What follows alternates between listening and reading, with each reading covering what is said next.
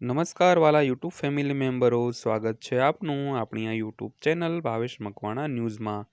તો મિત્રો, સૌથી પહેલાં બધાને જય શ્રી કૃષ્ણ, જય માતાજી, હર હર મહાદેવ। આપણા આ વિડીયોમાં તમારું ખૂબ ખૂબ હાર્દિક સ્વાગત છે। તો આજના વિડીયોમાં આપણે ચર્ચા કરવાના છીએ કે કેન્દ્ર સરકારના ધોરણે રાજ્ય સરકારે પણ પોતાના પેન્શનરો અને સરકારી કર્મચારીઓ અને વરિષ્ઠ કર્મચારીઓ માટે કરી છે આ ખાસ જાહેરાત। તો શું જાહેરાત કરી છે તેની આપણે વિડીયોમાં આગળ વાત કરીશું, તો વિડીયો અંત સુધી જોઈ લેજો। તો શરૂ કરીએ આજનો વિડીયો। તો જૂની પેન્શન યોજના સંબંધિત જાહેરાતના સંદર્ભમાં સરકારી કર્મચારીઓ માટે મોટા સમાચાર છે। જે સરકારી કર્મચારીઓ આ સમાચારની રાહ જોઈ રહ્યા હતા તેમને જણાવવામાં આવ્યું છે કે સરકાર ટૂંક સમયમાં જૂની પેન્શન સ્કીમ અંગે મહત્વની જાહેરાત કરવાની યોજના બનાવી રહી છે।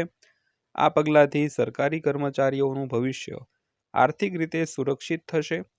તો નીચે અમે જૂની પેન્શન યોજના વિશે અમને જે મળ્યું છે તે બધું તમારી સાથે શેર કરીએ છીએ। તો તમે મિત્રો ખાસ જોઈ લેજો અને રોજે રોજ આવી જ અપડેટ મેળવવા માટે આપણી આ ચેનલ પણ તમે સબસ્ક્રાઈબ કરી લેજો મિત્રો। તો જૂની પેન્શન યોજના શું છે તેની વાત કરીએ તો જૂની પેન્શન યોજના એક ગેરંટીકૃત પેન્શન યોજના હતી, જેની હેઠળ સરકારી કર્મચારીઓને નિવૃત્તિ પછી પેન્શનની નિશ્ચિત રકમ મળતી હતી। તમને જાણવા કરવા માટે 1 એપ્રિલ 2004ના રોજ આ જૂની પેન્શન યોજના સરકારે બંધ કરી દીધી હતી અને નવી પેન્શન યોજના અપનાવી હતી, જે હજુ પણ કાર્યરત છે। અને સરકાર દ્વારા જૂની પેન્શન યોજના બંધ કરવામાં આવી છે ત્યારથી જૂની પેન્શન સ્કીમના નિયત સમય સામે કર્મચારીઓમાં ભારે વિરોધ જોવા મળી રહ્યો છે અને એ યોજનાને પુનઃસ્થાપિત કરવા માંગ કરવામાં આવી છે। જોકે સરકારે આ અંગે હજુ કોઈ નિર્ણય લીધો નથી અને તેથી આ મામલો હજુ પણ કોર્ટમાં ચાલુ છે। તો તમારી માહિતી માટે તમારી તાજેતરની હેડલાઇન્સ જાણવા મળે છે કે તાજેતરમાં કેબિનેટની બેઠકમાં જૂની પેન્શન યોજના પર વ્યાપક ચર્ચા કરવામાં આવી છે અને ટૂંક સમયમાં સરકાર આ અંગે એક મોટી જાહેરાત અને તમામ સરકારી કર્મચારીઓને ભેટ આપવા જઈ રહી છે।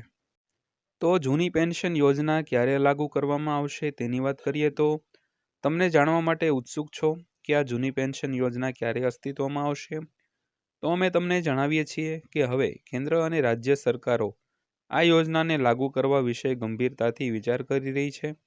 કારણ કે તે બધા જાણતા જ હશો કે ઘણા રાજ્યોએ એનો અમલ પણ કર્યો છે, પરંતુ હજી પણ ઘણા રાજ્ય સરકારો અને કર્મચારીઓ અને કેન્દ્રીય કર્મચારીઓને તેનો લાભ મળ્યો નથી। તો વિશ્વસનીય સૂત્રો પાસેથી જાણવા મળ્યું છે કે ઘણા નિષ્ણાતોએ કહ્યું છે કે એવું લાગે છે કે જૂની પેન્શન યોજના આવતા વર્ષથી અમલમાં આવશે, કારણ કે આવતા વર્ષની શરૂઆતમાં ઘણા રાજ્યોમાં વિધાનસભાની ચૂંટણીઓ યોજાવાની છે। તો નવું શું છે તેની વાત કરીએ તો ડીએ 230થી વધારીને 239 કરવામાં આવ્યો છે। આનો અર્થ એ છે કે કર્મચારીઓ માટે દૈનિક દરમાં વધારો કરવામાં આવશે, જે હવે કર્મચારીઓ માટે ભથ્થામાં વધારો કરશે। તો આ વધારો 1 જાન્યુઆરી 2024થી અમલમાં આવવાનો છે, તેથી તેની અસર નવેમ્બર 2024થી કર્મચારીઓના પગાર પર જોવા મળશે। વધારાની વિગતમાં વાત કરીએ તો નવા ડીએ છઠ્ઠા પગાર પંચ હેઠળ આવતા કર્મચારીઓને તેમના મૂળભૂત પગાર માળખા અંગે ચૂકવવામાં આવશે।